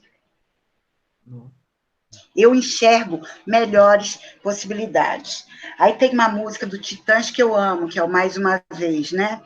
Que fala assim, tem gente que está do mesmo lado que você, mas deveria estar do lado de lá, tem gente que machuca os outros, tem gente que não sabe amar, tem gente enganando a gente, veja a nossa vida como está. Isso vai desaparecer? Não. Então, essas pessoas sempre vão existir. Eu vou conseguir mudar isso? Não vai. Agora, eu posso mudar quem? Tu mesmo. Eu. Né? Se eu sei que machucar os outros não é legal, deixa eu cuidar de não machucar ninguém, né? E como é que eu vou conseguir ser uma pessoa melhor? Se eu estiver focada, né? Se eu estiver mais feliz. Então, aí vamos. Então, dentro do mindfulness, a primeira coisa é eu estar consciente da agitação que eu estou. Que agitado a gente fica. O mundo está agitado. Mas se, de repente, tem uma prática que a gente chama de prática da estátua, né? Em determinados momentos da vida, do seu dia a dia, quando você lembrar dessa palavra estátua, dá uma parada no que você está fazendo. Para naquele momento. Preste atenção na sua respiração, nos seus sentimentos, nos seus pensamentos. 5 minutos. E depois volta. Aí você vai começar a se dar conta de um tanto de coisa. No momento que você está com raiva. Às vezes a gente está com raiva e nem consegue identificar o que causou aquela raiva de verdade. Né? Sua irmã chegou e pegou seu celular. Você ficou irritado. Mas a questão não foi ela pegar o celular. A questão é que o respeito é um valor importante para você. E ela não respeitou. Então, chega para ela, olha, você pegou ali, eu fiquei irritado nessa hora. Mas aí, como eu fiz a prática da estátua, eu vi que a minha raiva não foi de você pegar o celular. Foi que, para mim, o respeito é uma coisa importante. Você pode pegar, mas me pergunta. Fala comigo, me avisa. Né? Então, na prática da estátua, a gente vai se dando conta dos nossos sentimentos, dos nossos pensamentos. E ali eu estou prestando atenção na respiração. Se a gente faz isso, né, não precisa fazer o dia inteiro, mas em determinados momentos, vamos trazer as práticas, que isso eu estou trazendo a consciência para a minha vida. É 5 minutos. De educar, né? Você está se educando. É educação. E educação, por exemplo, às vezes a gente fica com raiva do para casa, mas o para casa tem um sentido. Eu preciso ter sistematização do conteúdo, né? Agora, a gente podia falar aqui se ele está sendo bem dado ou não, isso é outra coisa. Mas o para casa surgiu dessa questão da necessidade de sistematizar, né? Então, tudo na vida é o hábito, né? É o treino. Por exemplo, se eu sou um nadador, eu não vou ser, da noite para o dia, um campeão. Para eu me tornar um campeão, eu tenho que ir, treinando. O treino é importante. Se eu quero ter mais uma atenção maior, uma concentração plena, eu tenho que ir treinando. Eu não tenho que cobrar que eu tenho que fazer. Nossa, a Selma medita 1 hora de manhã, 1 hora à noite, fora os outros momentos que ela medita. Não, a Selma é a Selma. O João é o João. O João conseguiu 3 minutos? Ótimo. Para ele, os 3 minutos foram importantes. Ele vai chegar, se ele treinar, a ficar 1 hora. Né? Mas ele precisa de quê? De treino. Né? Então, essa primeira coisa, eu me conscientizar disso, da minha agitação. Dos momentos, por exemplo, que eu reagi sem pensar, por impulso.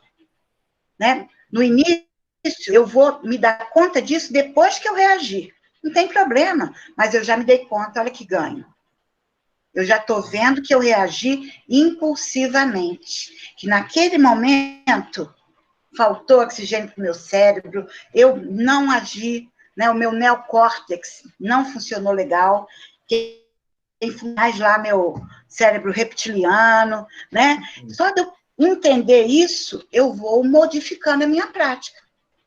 Eu vou treinar a minha atenção focada em alguns momentos do dia, tá?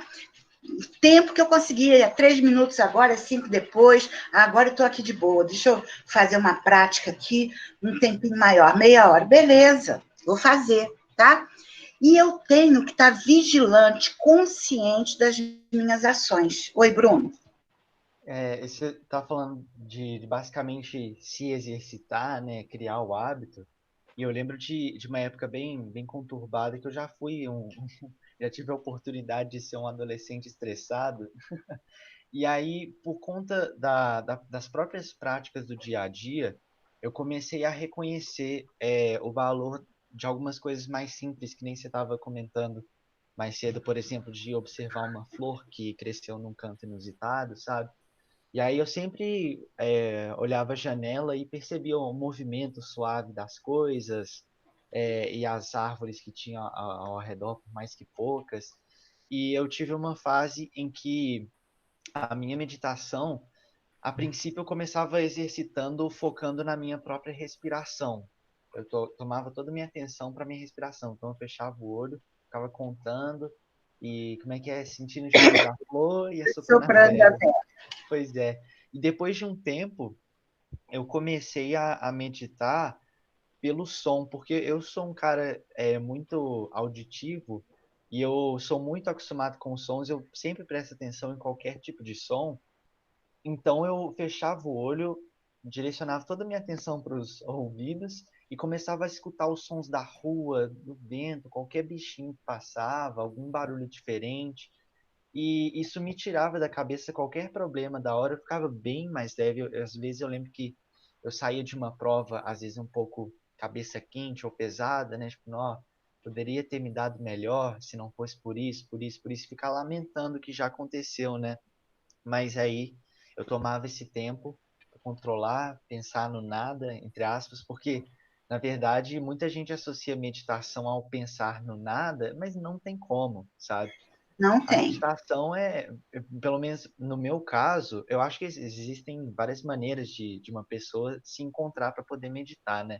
Mas no meu caso, a meditação é tomar toda a sua atenção para uma coisa específica, que nem você estava falando da concentração plena, né? Que o mindfulness oferece, faz a gente buscar. E realmente é uma coisa que me transformou, porque através das próprias coisas que eu observava no cotidiano, eu reconheci isso, a empiricidade, né? E eu fiquei muito surpreso, na verdade, de saber que isso também faz parte da ciência hoje em dia, de maneira oficial. Com certeza. E isso, Bruno, você falou uma coisa importantíssima. Se você passou por uma situação que não foi boa, mas que no momento que você concentrou, você saiu melhor, não é? Uhum. Então, os problemas não vão desaparecer. Mas se a gente faz essa prática, a gente sai melhor. Se a gente para e respira naquela hora, ou faz uma outra prática, eu vou sair melhor. E eu saindo melhor, eu consigo enxergar possibilidades. E isso é fundamental, né? E quando você fala aí também por exemplo, quando eu comecei a meditar, na minha adolescência, o povo falava, não, você não pode pensar em nada. Eu falava, poxa vida, nunca vou meditar. Pois é. Né? Até que eu encontrei um monge que virou para mim e falou assim, um dia que você não pensar em nada, você está morta. Sábio. Não tem como você não pensar em nada. Tá? Agora, acontece uma coisa muito interessante. Quando a gente está prestando atenção no movimento da nossa respiração, os pensamentos diminuem. Aquela conversa mental que a gente fica, o que eu vou fazer amanhã? Nossa, tem que fazer isso, e aquilo outro, blá, blá, blá. Isso minimiza. E uma prática é o seguinte, eu adoro pensar nessa imagem. Por exemplo, você está lá de olho fechado, e você sabe por que a gente fecha o olho? Para não se distrair com qualquer coisa visual? Para tirar o estímulo visual, né? Que quando você fecha o olho, é mais fácil você interiorizar, né?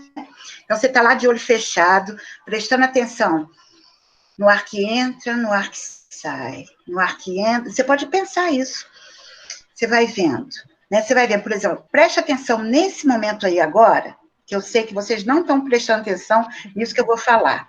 Mas agora vocês vão pensar no bumbum de vocês na cadeira. Joga atenção nele. Caramba!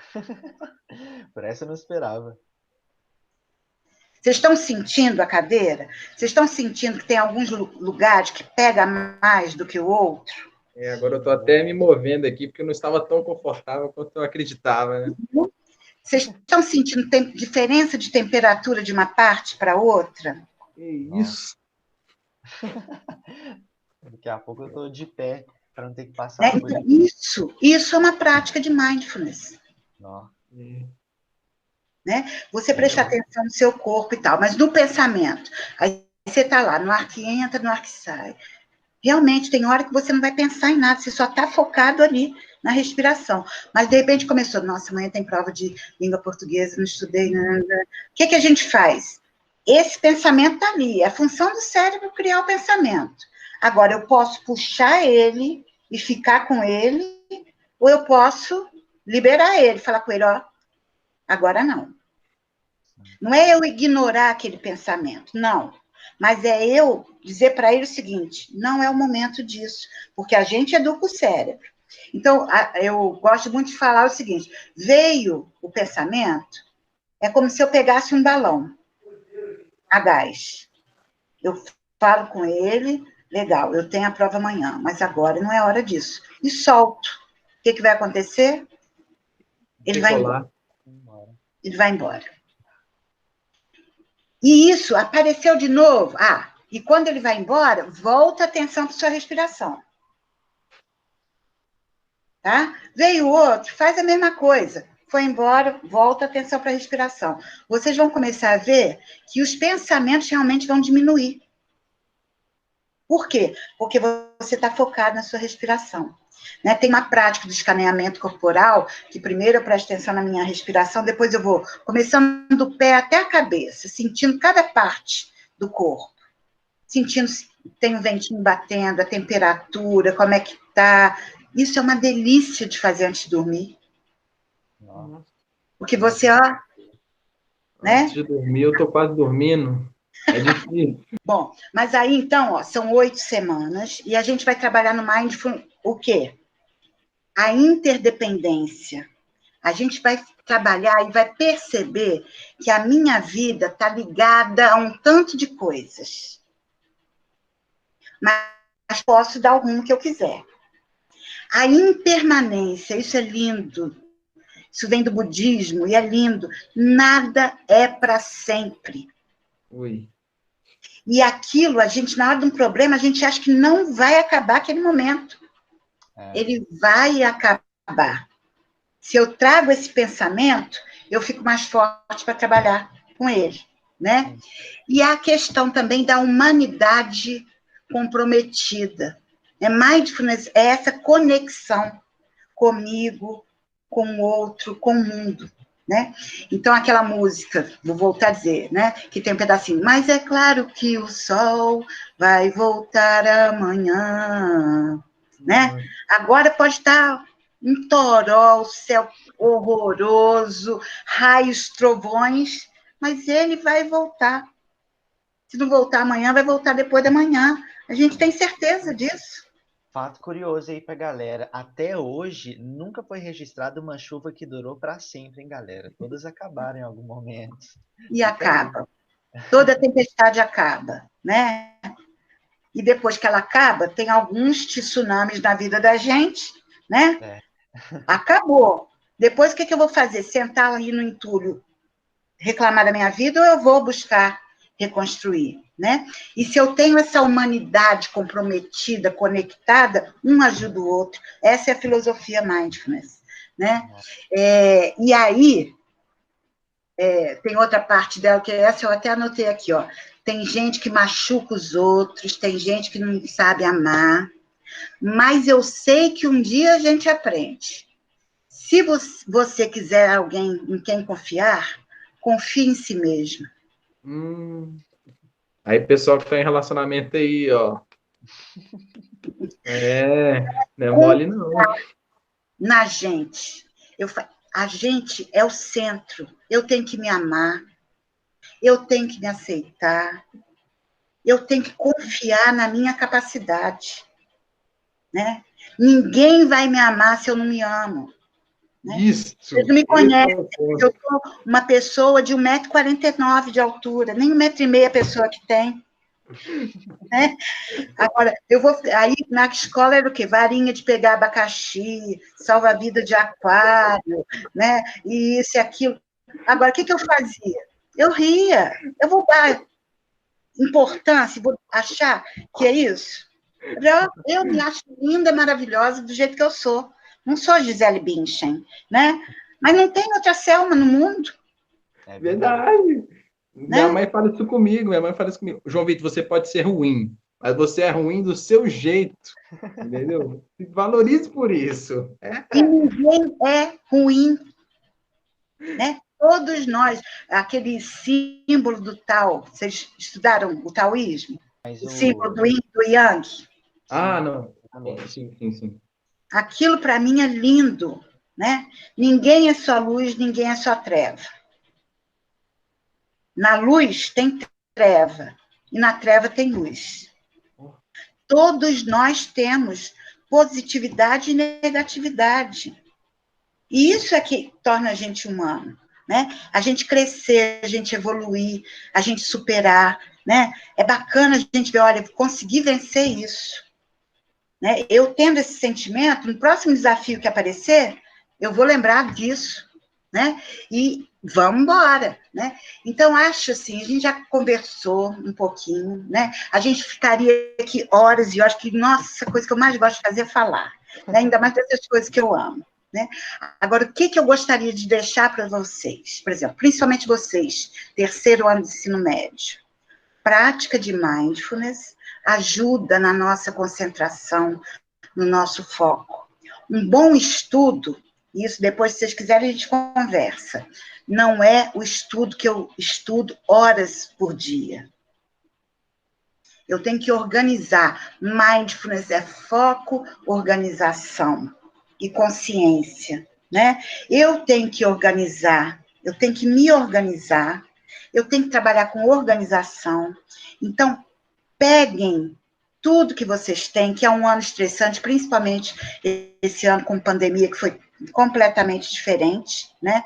A gente nunca pensou viver essa situação, né? Mas coloquem foco, né? Estudo em pandemia, a gente está em casa, eu não estou perto do professor, gente, essa é a realidade, bora trabalhar nela, né?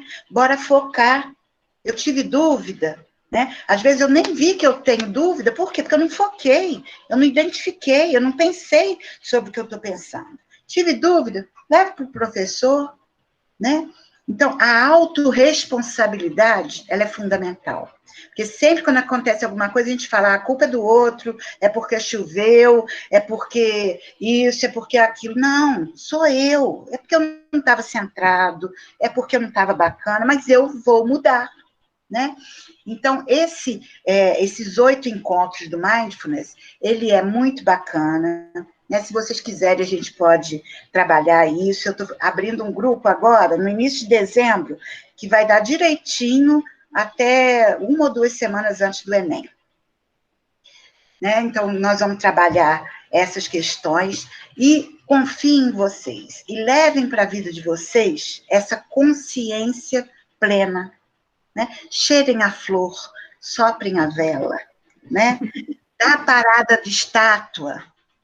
Peraí, o que eu estou fazendo agora? Como é que está o meu corpo? Como é que está meu bumbum na cadeira? Minhas costas no encosto? Meu braço, né? Minha mente, como é que está? E aí, João, você falou uma coisa importantíssima, né? Eu tenho uma escoliose danada. Por quê? Porque eu sentava toda de lado na adolescência e achava lindo. Sentava na cadeira do lado toda torta. Mas se eu tivesse parado para pensar naquele momento, eu ia sentir o incômodo no meu corpo. E eu ia voltar, eu ia fazer isso que você fez. Então, quando a gente para, a gente se dá conta de incômodos que a gente não daria conta se a gente não tivesse parado. Então, levem isso para a vida de vocês. Né? A gratidão tem uma outra coisa que a gente trabalha em mindfulness, no coaching e na ciência da felicidade, na psicologia positiva, que é o diário da gratidão. Vocês já escutaram falar isso? Diário da gratidão? Eu acho que já. Você vai registrando dia a dia alguma gratidão, né? Para depois você... Porque descobriu-se cientificamente que a gratidão faz bem. Me conecta com a minha essência, com a humanidade, eu fico mais feliz. Então, todo dia, antes de dormir, pega um caderninho. Não é caderninho, não pega folha solta, não. Você tem que ver o seu processo. Né? E escreve de 3 a 5 motivos que você tem para ser grato por aquele dia. Né? Mas não é aquilo, obrigado pela minha mãe, obrigado pelo meu pai, obrigado pela minha irmã. Né? Não, pare e pense, o que aconteceu hoje que eu vou ser grata? Né? Hoje eu conheci o João Vitor, o João Porto, conversei com o Bruno, foi muito bom. Nossa, gratidão por esse momento. Né? Hoje também eu me dei conta que eu estava indo para o celular de uma forma automática, mas eu venci, eu consegui ver. Ai, que gratidão. Pega motivos mesmo. Né? Isso é fantástico. O Diário da Gratidão muda o pensamento da gente. E tem uma médica que ela faz uma coisa que eu adoro. Ela tem um desafio, que é o seguinte: cada dia você tem que tirar foto de uma flor diferente. Nossa. Então, o que você vai fazer? Aonde você for, você está ligado, eu tenho que encontrar uma flor. Né? E aí você tira foto daquela flor. Tá?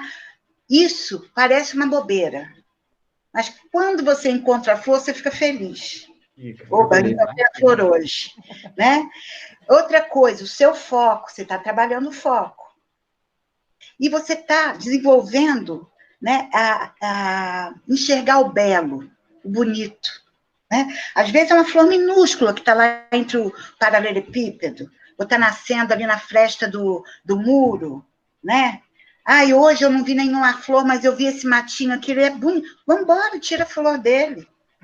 né? Então, isso é uma outra prática que a gente pode fazer.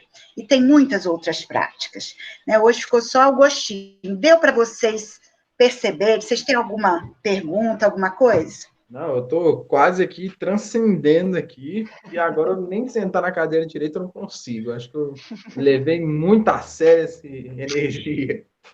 João, você é incrível, tá vendo? Se você parar aqui agora, né, seu professor não está aí, mas se eu falar para você, nesse momento, respirar 3 minutos, você vai respirar meia hora. Nossa! Né? Todos nós, gente, a gente tem uma mania, isso a psicologia positiva é linda, de enxergar defeito, não é verdade? Eu sou profissional nisso.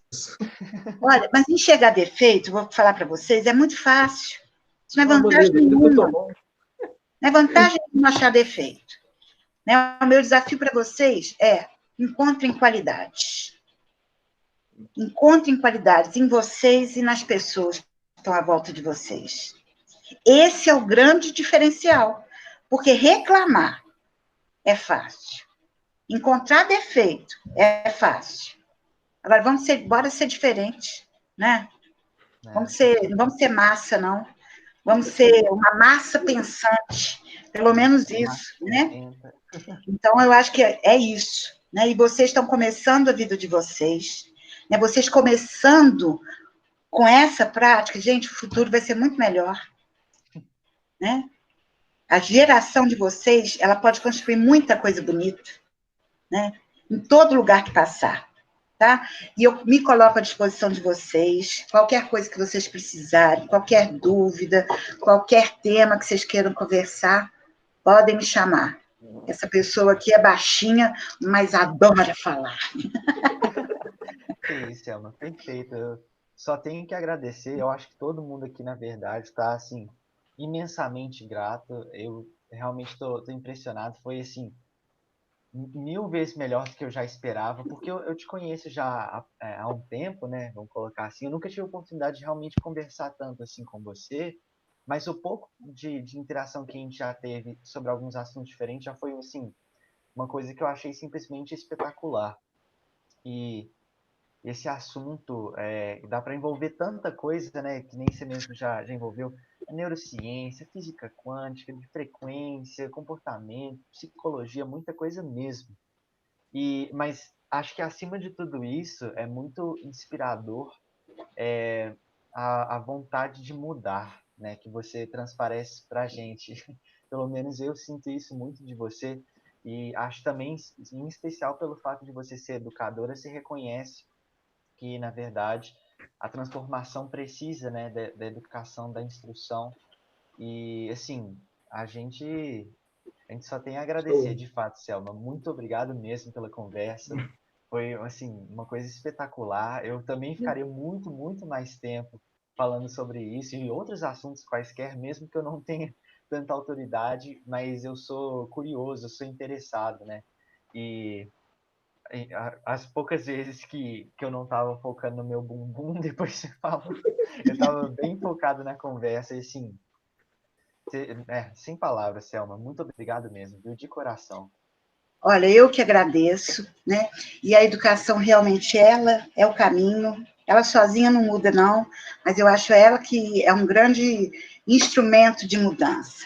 Mas eu falo que o principal ensinamento que a gente tem que passar, né, para os alunos, para quem encontrar na vida com a gente, é a educação do olhar. A gente tem que aprender a ler olhares, ler as pessoas. Essa é a alfabetização que a gente precisa, né? Porque se eu leio olhares, eu vou perceber quem não está bem e vou fazer alguma coisa para a pessoa ficar bem, né? Eu vou agir de uma maneira diferente. E só para terminar, porque é muita coisa interessante, vocês que gostam de música, vocês já escutaram falar de sons binaurais, de música 8D? Já, nossa, eu acho isso incrível, incrível. Frequência 432 Hz. Nossa, já gastei muito tempo escutando tudo isso. Então, passem para as pessoas que a frequência 432 Hz é uma frequência que atua no cérebro, então traz foco. Para estudar é uma delícia, né? Porque você vai estudando e o seu cérebro está ali. Os sons binaurais a gente tem que ouvir com fone, né? Mas ele faz uma estimulação também.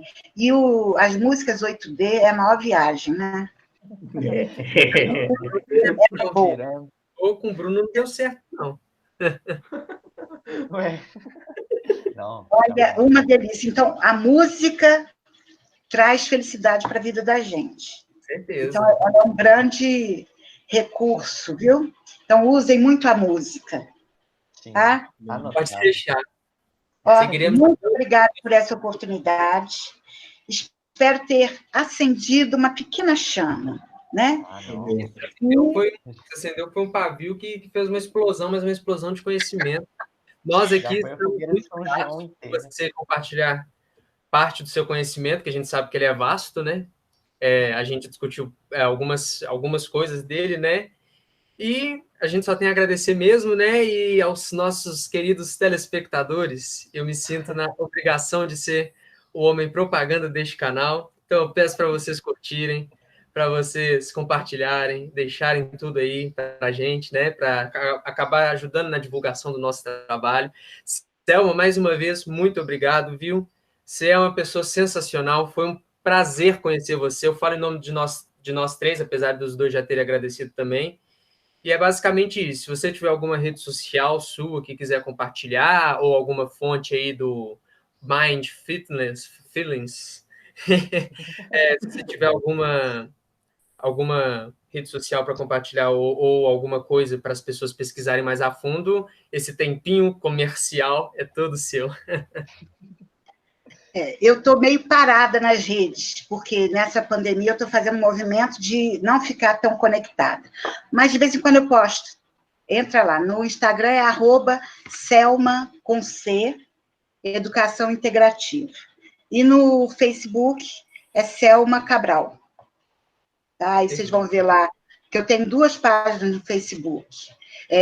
Mas tem uma que tem uma flor de lótus, life coach e tal, é essa que eu posto atualmente, tá? E vai ser um grande prazer. E aos ouvintes que foram nos ouvir, eu agradeço a paciência, porque durou, né? 2 horas. Eu não sei se eu tenho muita paciência para ouvir isso, não. Mas foi ótimo conversar essas 2 horas com vocês, viu? É maravilhoso. Para conhecimento nunca é demais. Isso aí. Isso. E o que vocês precisarem, contem comigo. Muito obrigada. Grande beijo. Uma dica que, pelo que eu aprendi hoje, caso tenha ficado muito grande para vocês, né, que vocês são ansiosos e impacientes, né, pode dar uma pausinha, né, de 5 minutos, depois volta a escutar, né, dar uma absorção, entendeu? Então, vocês podem fazer isso. Porque aí vocês também vão aprender. Você vê, ó. Eu já aprendi. Já vai botando em prática.